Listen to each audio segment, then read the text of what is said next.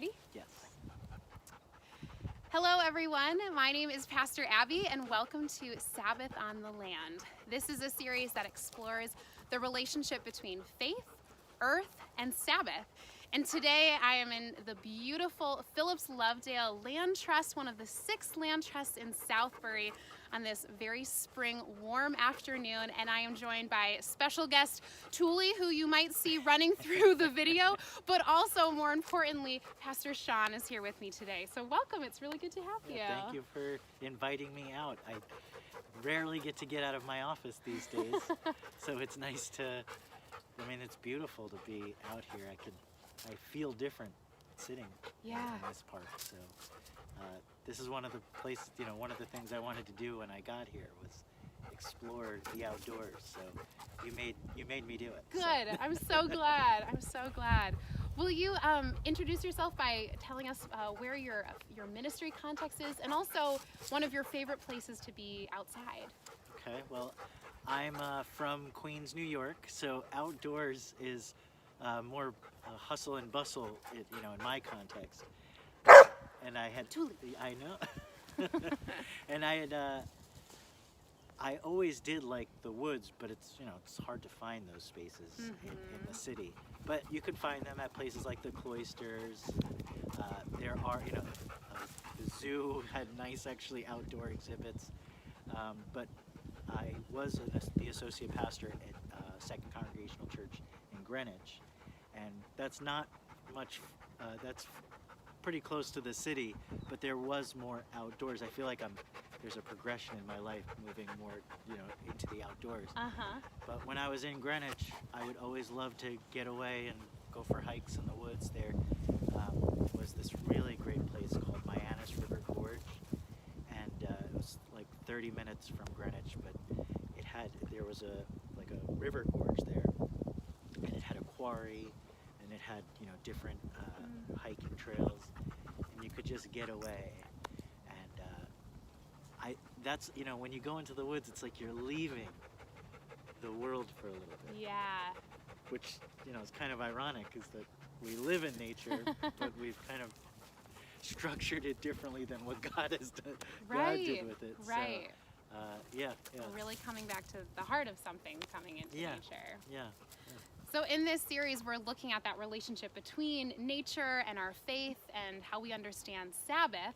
And I'm curious, how do you understand that kind of 3-part relationship in your own spiritual life? Well, as I said, it's hard to get away. Sabbath for me is something I can always access, because for me it's really going inside of myself and shutting the world out for a little bit, the hustle and bustle. And I do that every morning when I close my eyes and meditate. I take a Sabbath from everything that's coming. Yeah. And I quiet myself, and I find this peaceful state within myself, and that prepares me for the hustle and bustle. I create a space I can always go to throughout the day, inside of myself. That's where I think the kingdom of heaven is. That's what Jesus taught. And I go there and I find it. But coming out here, in the woods, for some reason it's easier to find it. It's almost like what's inside is also outside. It's quiet out here. There's no anxiety out here. There's peace out here. And when I, can go on these walks or make it out into nature, that's what I am seeking. It's almost like I don't have to wrestle for Sabbath in my everyday. I kind of enter into an external world of Sabbath. And it is, and then there's a harmony between myself and nature. In the Bible it says Adam in Hebrew means dirt, mud. Yeah. That's what we are. We're the dirt and the mud, and we walk on it. And it's almost like there is this chemical, thing that happens when you step out into nature. Like your body says, "This is where you belong." Yeah. The air is fresher. The skies are clearer. The wood, it's very tactile, and all of that speaks to me and draws out some kind of inner peace what the Sabbath is trying to take us to. I love how you highlight that Sabbath is a way that you start your day, kind of a place where you begin, rather than something you've like earned after hard work, that it's kind of the grounding place first. I think we often operate with rest or breath very differently than that, but I imagine much more sustaining and enriching to think of Sabbath first. It's, when as soon as I wake up, kids are screaming, my calendar, the mail's beeping, and I just gotta take just one moment to remember who I am. And I'm a child of God, and Sabbath is the gift that children of God get. And it's you rest in that space.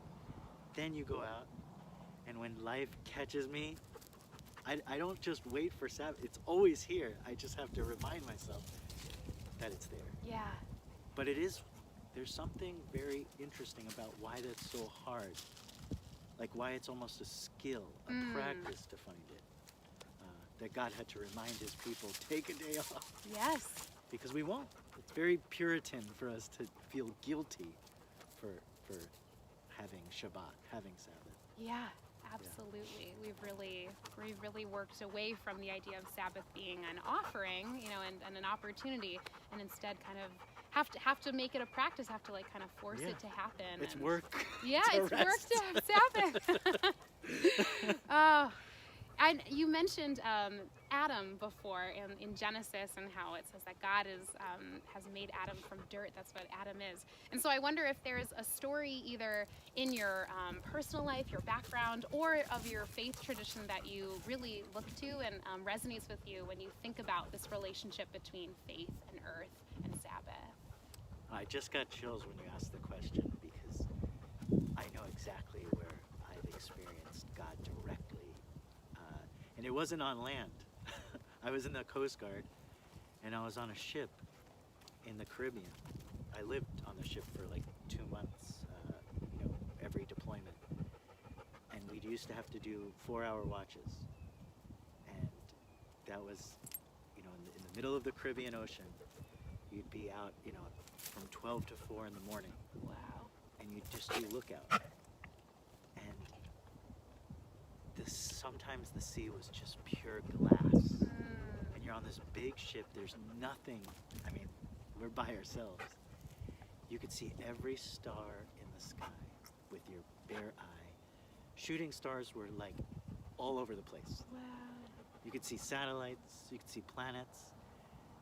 And it was annoying to have to wake up and do lookout for 4 hours. But if you started to embrace it, it became this space that was like holy. I'm sure in the Bible people experienced that, because there was the skies were clear. It was quiet, and it was in those moments out on the ocean that I just realized how small I was. How I was, and how big those stars were, but they were so small to me. And you kind of get some perspective on what's going on around you. Yeah. And in that, that God would make those stars as big as they're suns, that he would make me. And they're so complex. And I'm so complex. Who's managing all of this? And I'm on this ship that I think is this, high technology, but in comparison, I'm just this little blip. And the fact that God has given human beings this ability to take it all in. Yeah. And contemplate. God is in the ocean and the stars and in the sky. And what am I? I'm the beholder of this. And it's almost like that's very unique among all God's creatures, that we're the ones who get to contemplate it. Yes. And write about it and to share it. Like, what is that? Like, who am I? That's, I realized that's what human beings get to be. We're the observers, the worshipers, the ponderers of this